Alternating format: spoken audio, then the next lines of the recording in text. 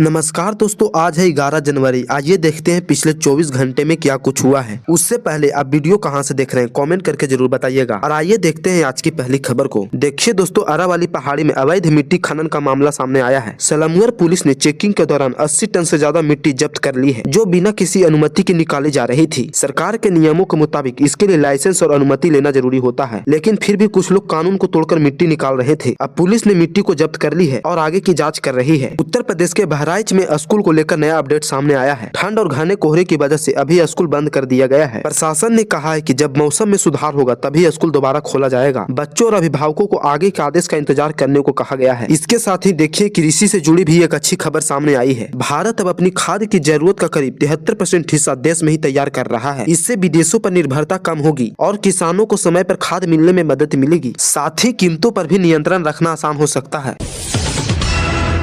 वही देखिए दिल्ली की हवा भी बहुत खराब बनी हुई है। आज भी एयर क्वालिटी इंडेक्स यानी AQI बहुत खराब श्रेणी में दर्ज की गई है, जिससे लोगों को सांस लेने में दिक्कत हो रही है। प्रदूषण ज्यादा होने की वजह से डॉक्टरों ने बुजुर्गों को और बच्चों को और इसके साथ ही बीमार लोगों को सावधानी बरतने की सलाह दी गई है। वही देखिए अंकिता भंडारी मामले में अब एक नया मोड़ सामने आ गया है। इस केस में एक कथित VIP के खिलाफ मुकदमा दर्ज किया गया है। यह शिकायत अनिल जोशी की तरफ से की गई है। पुलिस ने शिकायत के आधार पर जाँच आगे बढ़ा दी है और अब मामलों से जुड़े तथ्यों और सबूतों की पड़ताल की जा रही है। इसके साथ ही आज दुनिया के बाजार से एक अहम अपडेट सामने आया है। अमेरिका में नौकरी बाजार के मजबूत आंकड़े आए हैं, जिससे वहां के शेयर बाजार में SP इंडेक्स रिकॉर्ड के पास दिखा है। अच्छा रोजगार डेटा निवेशकों के भरोसा को बढ़ा रहा है और इसी वजह से एशियाई बाजारों पर भी असर देखने को मिला है। निवेशक अब आगे के आर्थिक संकेतों और ब्याज दरों को ध्यान में रखकर कदम उठा रहे हैं, जिससे वैश्विक मार्केट का मूड मिला जुला बना हुआ है। इसके साथ ही बजट सत्र 2026 को लेकर बड़ी खबर सामने आई है। सरकार ने फैसला किया है कि 2026 और 27 का केंद्रीय बजट सत्र जल्द शुरू होगा। इससे पहले ही बजट तैयारियों और घोषणाओं पर चर्चा तेज हो गई है और सभी मंत्रियों तथा सांसदों के बीच महत्वपूर्ण बैठक होने वाली है। इस सत्र में आर्थिक योजनाओं, खर्च और विकास पर विचार किया जाएगा, जिससे 2026-27 के आर्थिक रोडमैप का पता चलेगा। वही देखिए दोस्तों, एक ऐसा AI आया है जो अब जीभ के रंग को देखकर बीमारी पहचान सकता है। वैज्ञानिकों के मुताबिक यह तकनीक डायबिटीज और पेट के कैंसर जैसी गंभीर बीमारियों को संकेत पकड़ सकती है। इसमें AI जीभ की तस्वीर और रंग के बदलाव को समझकर बीमारी का अंदाजा लगाता है। अगर यह तकनीक सफल रही तो बिना दर्द और जल्दी जांच करना आसान हो जाएगा। इसके साथ ही भ्रष्टाचार से जुड़ी बड़ी खबर सामने आई है। एक ऊर्जा संस्थान में ज्वाइंट डायरेक्टर रिश्वत लेते हुए रंगे हाथ पकड़ा गया। आरोप है कि वह 9.5 लाख रुपए की रिश्वत ले रहा था, तभी एजेंसियों ने उसे गिरफ्तार कर लिया। अब मामले में आगे की जांच चल रही है और जिम्मेदार लोगों पर कार्रवाई की तैयारी है। इसके साथ ही एक अहम कानूनी खबर सामने आई है। केंद्र सरकार ने दिल्ली हाई कोर्ट में कहा है कि एयर प्यूरिफायर को मेडिकल डिवाइस मानने की मांग में कोई ठोस जनहित नहीं है। सरकार का तर्क है कि एयर प्यूरिफायर इलाज नहीं करते, इसलिए उन्हें मेडिकल उपकरणों का कोई सरे में रखना सही नहीं है। अब इस पर कोर्ट फैसला करेगा कि आगे क्या रुख अपनाना है। वहीं दूसरी तरफ देखिए पश्चिम बंगाल में रेत चोरी का बड़ा मामला सामने आया है। जांच एजेंसी ED ने बताया है कि एक ही ई-चालान का 2 बार इस्तेमाल करके अवैध तरीके से रेत भेजी जा रही थी। इसी घोटाला में 149 अचल संपत्तियां जब्त की गई है। अगर एजेंसियां यह पता लगा रही है कि इस नेटवर्क में और कौन कौन लोग शामिल है।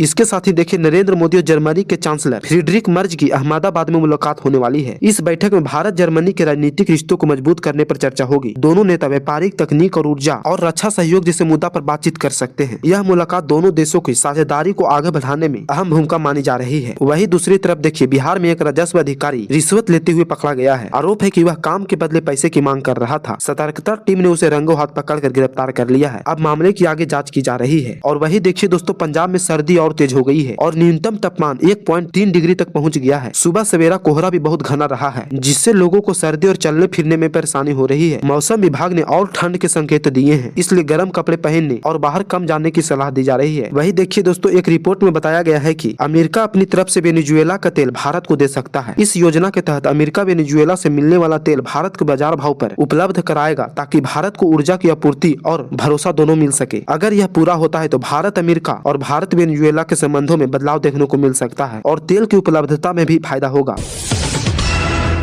इसके साथ ही रेल यात्रियों के लिए भी अच्छी खबर सामने आई है। 17 जनवरी से वंदे भारत स्लीपर ट्रेन शुरू होने जा रही है, जो लंबी दूरी के सफर में ज्यादा आरामदायक बनाएगा। यह ट्रेन गोवा घाटी, कोलकाता जैसे रूटों पर चलेगी और इनमें स्लीपर कोच की सुविधा होगी। रेल मंत्री अश्विनी वैष्णव ने कहा है कि इससे यात्रियों को तेज और बेहतर सफर का अनुभव मिलेगा। वहीं दूसरी तरफ देखिए स्वेदु अधिकारी ने ममता बनर्जी को कानूनी नोटिस भेजा है। मामला ED की कार्रवाई को लेकर दिए गए बयानों से जुड़ा है। स्वेदु अधिकारी का कहना है कि बयान भ्रामक है, इसलिए नोटिस भेजा गया है। इसको लेकर पश्चिम बंगाल की राजनीतिक और गर्म हो गई है। दूसरी तरफ देखिए अमेरिका ने रूसी झंडे वाले एक तेल टैंकर को जब्त कर लिया है। यह टैंकर मरीनेरा नाम की बताया जा रहा है। खबर है कि इस मामले में पकड़े गए रूसी नागरिकों को छोड़ दिया गया है, लेकिन टैंकर अभी भी अमेरिका के कब्जे में है। कहा जा रहा है कि यह फैसला डोनाल्ड ट्रंप के आदेश पर लिया गया है, जिससे अमेरिका रूस के रिश्ते में फिर से तनाव बढ़ सकता है। पश्चिम बंगाल के राज्यपाल को जान से मारने की धमकी मिली है। धमकी मिलने के बाद पुलिस और सुरक्षा एजेंसियां अलर्ट हो गई है। राज्यपाल की सुरक्षा बढ़ा दी गई है और पुलिस यह पता लगाने में जुटी है कि धमकी किसने और क्यों दी है। मामले की जांच तेजी से की जा रही है। अगले महीने फ्रांस के राष्ट्रपति मैक्रो भारत आने वाले हैं। वे यहाँ होने वाले AI इम्पैक्ट समिट में हिस्सा लेंगे, जहाँ आर्टिफिशियल इंटेलिजेंस यानी AI के असर और उसके नियमों पर चर्चा होगी। इस दौरे के दौरान भारत और फ्रांस के बीच तकनीकी सहयोग को और मजबूत करने पर भी बातचीत होने की उम्मीद है। दिल्ली के तुर्कमान गेट इलाके में शुक्रवार की नमाज को देखते हुए सुरक्षा कड़ी कर दी है। किसी भी तरह की गड़बड़ी से बचने के लिए कई सड़कों को अस्थायी रूप से बंद कर दिया गया है। इलाके में पुलिस और अर्धसैनिक बलों की तैनाती बढ़ा दी गई है। प्रशासन का कहना है कि ये इंतजाम शांति बनाए रखने के लिए किए गए हैं।